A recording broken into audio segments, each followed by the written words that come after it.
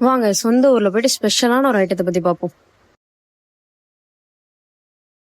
So இது வந்து December மந்த்னாலே நம்மளுக்கு வந்து சிப்பி தோடு சீசன் தான்.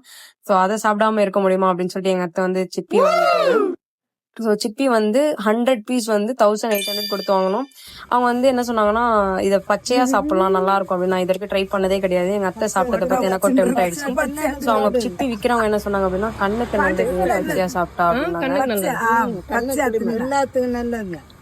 So அதையும் கேட்டுட்டு நம்மளுக்கு கொஞ்சம் டெம்ட் ஆனனால நானும் என்ன பண்ணேன், களத்துல இறங்கிரும் அப்படின்னு சொல்லிட்டு களத்துல இறங்கினேன்.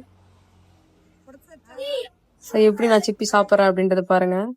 ஏதோ பிரசாதம் கோயில்ல நின்று பிரசாதம் வாங்குற மாதிரி ட்ரெயின் ஊட்டிட்டு இருந்தா அவங்க எடுத்து சாப்பிட சொன்னாங்க.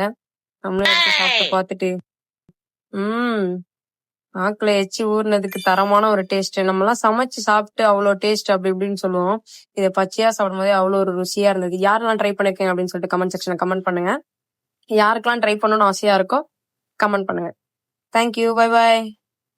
எந்த ஊருன்னு தெரிஞ்சுக்கணும்னா கமெண்ட்ல பாருங்க.